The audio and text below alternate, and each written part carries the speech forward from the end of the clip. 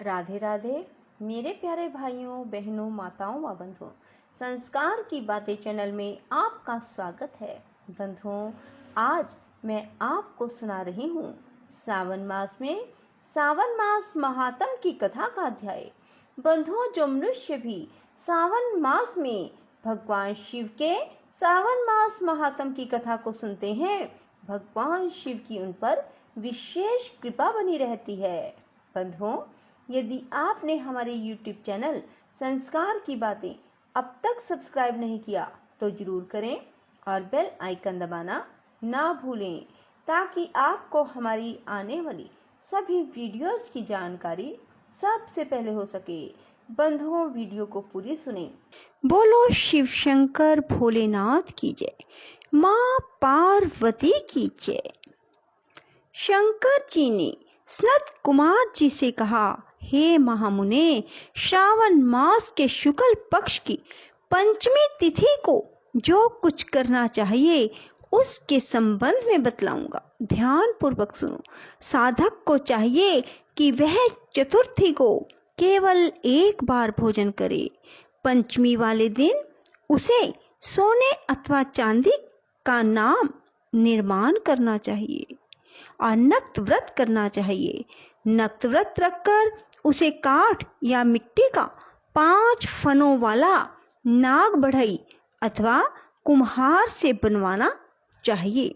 नक्त व्रत रखकर उसे काठ या मिट्टी का 5 फनों वाला नाग बढ़ई अथवा कुम्हार से बनवाना चाहिए तथा भक्ति द्वारा उसका अर्चन करना चाहिए। अपने घर के मुख्य द्वार के दोनों तरफ गोबर का 5 फनों वाला सांप बनाकर उसकी दूध तथा खीलों से पूजा करनी चाहिए। करवीर, मालती, चमेली, चंपा के फूलों द्वारा रमणीय गंध, अक्षत, धूप और दीप से पूजा करनी चाहिए। ब्राह्मणों को शुद्ध घी के लड्डू और खीर का भोजन करवाना चाहिए। अनंत, वासुकी, शेष, पद्मनाभ, कंबल, करकोटक, अश्व, धृतराष्ट्र, शंखपाल, कालिये तथा तक्षक, इन नागों के कुल अधिपति को हल्दी चंदन से दीवार पर अंकित करना चाहिए तथा नाग माता कद्रू को भी अंकित करके फूल आदि से पूजा करनी चाहिए। साधक को नाम देवताओं का पूजन करके घी और चीनी मिलाकर उनको दूध पिलाना चाहिए। उस दिन लोहे की कढ़ाई में कोई पकवान ना पकाना चाहिए। गेहूं और दूध का पायस बनाकर भुना चना, धान का लावा, भुने हुए जौ नागों को देने चाहिए और आप भी उन्हीं चीज़ों को खाना चाहिए। साथ ही अपने बच्चों को भी यही भोजन करवाएं। ऐसा भोजन करवाने से छोटे बच्चों के दांत मजबूत हो जाते हैं। बांबी के नज़दीक गान वाद्य द्वारा उत्सव मनाना चाहिए। स्त्रियों को भी श्रृंगार करके उत्सव मनाना चाहिए। ऐसा करने वाले मनुष्यों को जीवन भर कभी सांप का भय नहीं होता। भगवान शंकर जी ने श्री सनत कुमार जी से कहा, हे महामुने, संसारिक जीवों के कल्याण अर्थ मैं आपसे जो कुछ कहूँगा उसे ध्यान पूर्वक सुनिए। सांप के दर्शन मात्र से मनुष्य की अधोगति होती है। सांप हमेशा तमोगुण होता है, इसमें संशय नहीं है। पूर्व विधि द्वारा एक भुक्त आदि का नियम कर ब्राह्मणों के सहित प्रेम से नाग बनाकर पूजा करनी चाहिए। इस तरह 12 मासों की शुक्ल पक्ष पंचमी के दिन व्रत करना चाहिए। वर्ष की समाप्ति पर शुक्ल पक्ष की पंचमी को फिर पूजा करनी चाहिए। नागों के भोजन के उद्देश्य से साधु संतों और ब्राह्मणों को भोजन करवा देना चाहिए।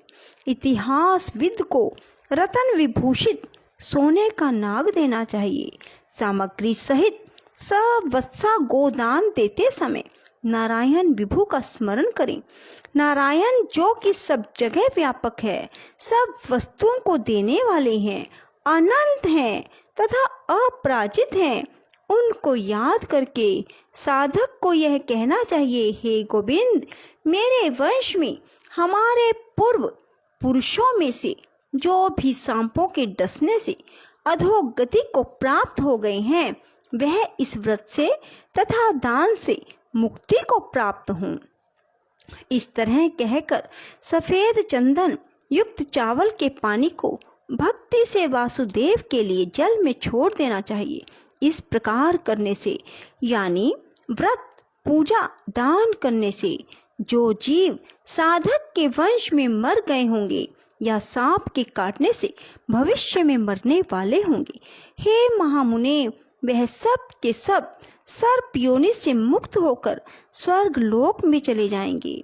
हे मुनि सत्तम, इस प्रकार व्रत करने वाला अपने वंश का उद्धार कर अप्सराओं से सेवित हो शिव के सानिध्य में जाता है। जो इस व्रत को अपने वित्त अनुसार करता है, उसको इस व्रत के सभी फलों की प्राप्ति होती है। जो मनुष्य श्रावण मास शुक्ल पक्ष पंचमी के दिन भक्ति तथा श्रद्धा से नक्त व्रत करते हुए फूल आदि उपहारों से नाग देवों का पूजन करते हैं, उन पर मणि किरण विभूषित सूर्य प्रसन्न होते हैं। जो मकान का दान या पति ग्रह लेते हैं, वह इस संसार में तो कष्ट भोगते ही हैं, मृत्यु के बाद उनको सर्प योनि की प्राप्ति होती है। हे विप्रेंद्र, जो लोग नाग की हत्या करते हैं, उनके यहाँ अगले जन्म में पुत्र नहीं होता या होकर मर जाता है। स्त्रियों की कृपणता से भी प्राणी की सर्प योनि होती है। वे लोग जो दूसरों की धरोहर हजम कर जाते हैं, वे भी सर्प योनि पाते हैं। जो मनुष्य विभिन्न कारणों से सर्प योनि में चले जाते हैं,